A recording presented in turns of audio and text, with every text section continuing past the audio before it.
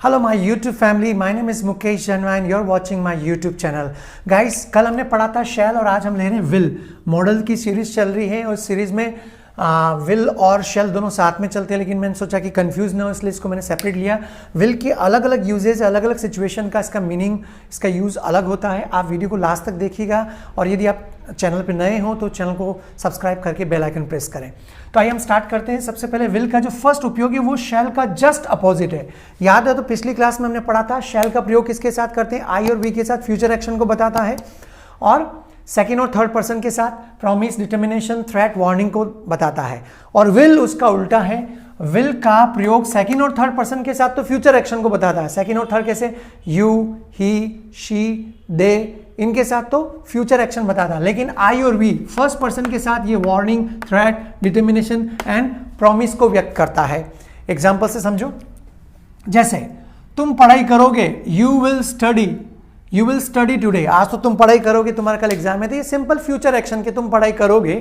Next, she will come tomorrow, वो कल आएगी, फ्यूचर एक्शन है ये भी, वो कल आएगी। मम्मी कहाँ है, वो कल आएगी, she will come tomorrow.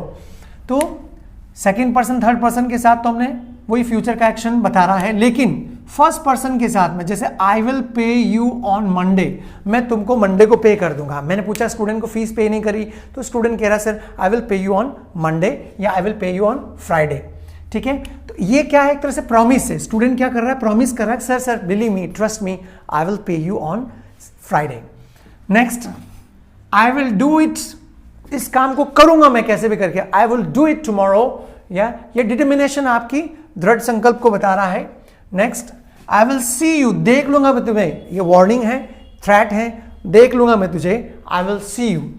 Next, I will learn English, ये फिर से डिटर्मिनेशन है। जैसे मैं आपको कह रहा हूं कि क्या आप दृढ़ संकल्प कर सकते हो आप इंग्लिश सीखोगे, आप क्या बोलो, yes sir I will learn English.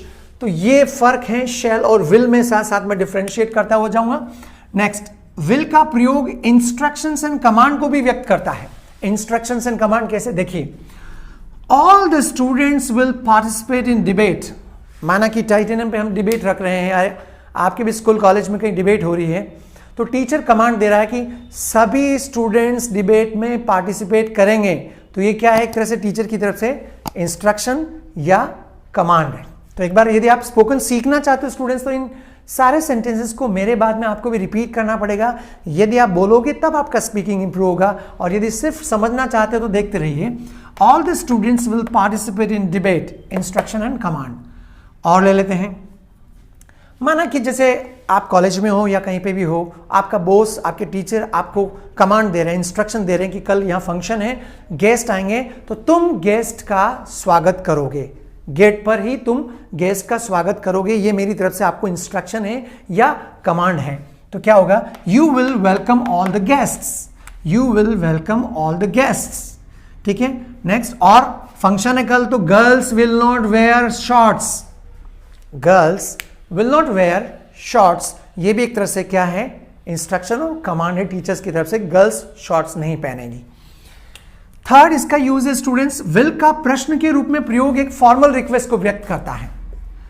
Formal request कैसे, जैसे आप बैठे हुए हो, विंडो खोलनी है, तो आप किसी न किसी को रिक्वेस्ट करोगे एक तरह से, एक्सक्यूज मी, खिड़की खोल दोगे क्या आप, है ना, तो उसके लिए यूज करोगे will you open the window, खिड़की खोल दोगे, will you open the window, formal request एक तरह से।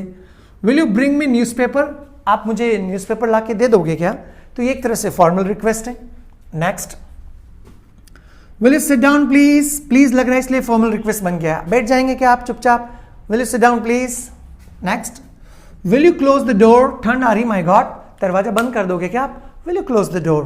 तो ये सब एक तरह से रिक्वेस्ट ही है, फॉर्मल रिक्वेस्ट, फ्यूचर में ये काम करोगे उस रूप में आ रहा है। फोर्थ यूज है, विल का प्रयोग सभी पर्सन के साथ प्रोबेबिलिटी मीन्स संभावना को व्यक्त करता है। एक्चुअल में आप कुछ भी कह लो, कल मैं 4 बजे उठूंगा, कहने के पैसे नहीं लगते हैं, कहने में कुछ नहीं जाता है, उठोगे नहीं उठोगे ये टाइम के ऊपर निर्भर करता है।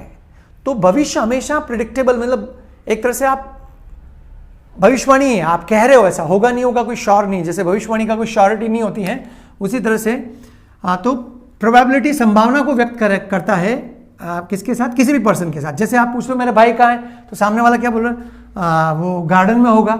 अब होगा नहीं होगा वो नहीं पता, लेकिन उसने अपनी तरफ से संभावना बताई है, he will be in the garden, right. और मैं अपनी तरफ से संभावना व्यक्त कर रहा हूं। तुमने एग्जाम दिया, मुझे इस बार विश्वास है कि तुम्हारा एग्जाम पास कर लोगे। ये प्रोबेबिलिटी बता रहा हूं, संभावना बता रहा हूं, you will pass your exam. Next, हाँ फंक्शन है, तुम जाओगे और यार घर पे काम बहुत है, मैं नहीं जाऊंगा, मतलब संभावना नहीं है वहां जाने की, तो I will not go there. Next, वो लड़की पढ़ाई अच्छी कर रही है और मुझे लग रहा है संभावना इस बार पूरी की she will secure first position, वो फर्स्ट पोजीशन सिक्योर करेगी। तो ये सभी संभावना को व्यक्त कर रहा है किसी भी पर्सन के साथ। तो ये वाला यूज समझना, जैसे आपने शेल का यूज पढ़ा था, याद है? तो शेल के यूज के विपरीत में, क्योंकि आई के साथ शेल का प्रयोग कर रहे थे पहले, याद है ना, तो उनकी मीनिंग अलग आ रहा था, इसलिए मैंने इसको दो पार्ट में लिया है। मॉडर्न ग्रामर में ये सारे रूल, शेल का यूज वैसे भी बदल गया है। मॉडर्न ग्रामर में अब आई, यू, ही, शी, देवी सबके साथ जो ये वाला यूज है, यही वाला यूज आजकल मॉडर्न ग्रामर में फ्यूचर में संभावना बताने के लिए यूज होता है, जबकि ट्रेडिशनल ग्रामर में आई और वी के साथ शेल का प्रयोग होता था, जो प्रीवियस वीडियो में मैंने आपको क्लियर किया था। एक और देखिए 5th नंबर का वांट। वांट किससे बनता है? विल नॉट की शॉर्ट फॉर्म में वांट। इसका प्रयोग खास करके जब प्रश्न पूछते हैं, एक तो नेगेटिव क्वेश्चन पूछने के लिए यूज करते हैं, लेकिन ये कई बार इन्विटेशन को भी व्यक्त करता है। इन्विटेशन कैसे? जैसे आपके घर पे कोई गेस्ट आए और निकल पड़े, बहुत जल्दी निकल गए, तो आप क्या बोलोगे? अरे सर कॉफी नहीं लोगे क्या? चाय नहीं पियोगे क्या? तो आप प्रश्न तो नेगेटिव पूछ रहे हो, लेकिन यह अप्रत्यक्ष रूप से एक इन्विटेशन का काम करता है। अरे सर चाय नहीं पियोगे क्या? अरे नहीं पीनी पड़ेगी, ये तरीका है। तो कॉफी नहीं पियोगे क्या? तो want you have a cup of coffee, ठीक है। Next, want you meet your sister. माना कि आप सिस्टर के ससुराल गए और कुछ सामान देके जा रहे हो, तो ससुर जी पूछ रहे हैं, अरे जा रहे हो, अपनी बहन से नहीं मिलोगे क्या? नहीं मिलोगे, तो एक तरह से क्वेश्चन नेगेटिव है, लेकिन ये इन्विटेशन दे रहे हैं अपनी बहन को मिलने के लिए। Want to meet your sister. Next, हाँ जैसे आपका कोई फ्रेंड आया, मामा का लड़का आया और जा रहा है वापस, तो आप पूछोगे ना, उसके पापा से पूछोगे, अरे वो यहाँ रुकेगा नहीं क्या कुछ दिनों के लिए? मैं समझा कुछ दिनों के लिए रुकेगा, तो want he stay here for few days, ठीक है, क्या वो कुछ दिनों के लिए रुकेगा नहीं? या टुडे भी ले सकते हो, want he stay here for today, आज भी नहीं रुकेगा क्या वो? नेक्स्ट, कल डिबेट है, सब स्टूडेंट्स के कह रहा हूं, स्टूडेंट कह रहे हैं कि सर कल ये काम है वो काम है, तो मैं एक तरह से इन्विटेशन दे रहा हूं, अरे कल तो डिबेट है, वॉन्ट टू अटेंड डिबेट, क्या तुम डिबेट अटेंड नहीं करोगे? तो एक तरह से मैं इन्विटेशन ही दे रहा हूं आपको अटेंड करने के लिए। तो ऐसे नेगेटिव क्वेश्चन कई बार पूछे जाते हैं, अप्रत्यक्ष रूप से वो इन्विटेशन का काम करते हैं।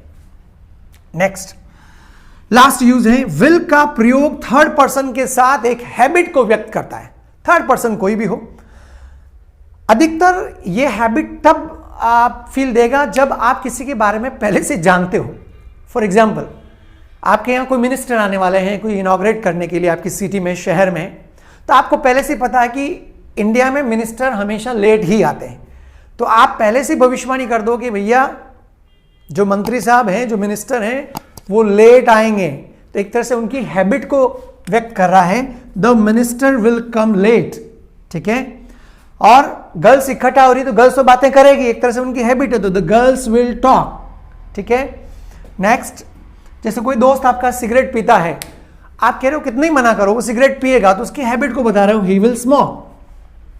ये विल के 6 अलग अलग यूजेस मैंने समझाए हैं। कंक्लूजन पे जाने से पहले एक इंपॉर्टेंट पॉइंट समझ लीजिएगा, फिर से रिपीट कर रहा हूं, ट्रेडिशनल ग्रामर के अनुसार जो रूल्स हमने वो पढ़े हैं, लेकिन मॉडर्न ग्रामर में अभी सभी के साथ संभावना को बताने के लिए विल का ही प्रयोग किया जाता है, राइट। बाकी शेल की यूजेस में सारे समझा चुका हूं प्रीवियस वीडियो में। अब आपके लिए एक चुनौती है कि इसके ऊपर कितने सेंटेंसेस बना के आप कमेंट बॉक्स में रख सकते हैं, और साथ में मैं ये भी एक्सपेक्ट कर रहा हूं कि आपको ये जो फुल इंग्लिश ग्रामर के मेरे एपिसोड्स लेके चल रहा हूं, आपको कैसे लग रहे हैं। Write your genuine feedback guys. मैं भगवान से यही प्रार्थना करूंगा कि you guys keep learning, learn quickly, और ये सारे लेसन्स आपको competition exam, spoken English, written English सभी जगह मदद करेंगे। सो कीप लर्निंग, एंड यदि पॉसिबल हो तो आप इन सारे टॉपिक्स के नोट्स बना के एक नोटबुक में लिखते रहें, आपको फ्यूचर में बहुत प्राउड फील होगा। Otherwise it's enough. Write your feedback and suggestions in comment box. I'll be right back with the next model. Till then, keep watching and keep learning. Take care. Thank you.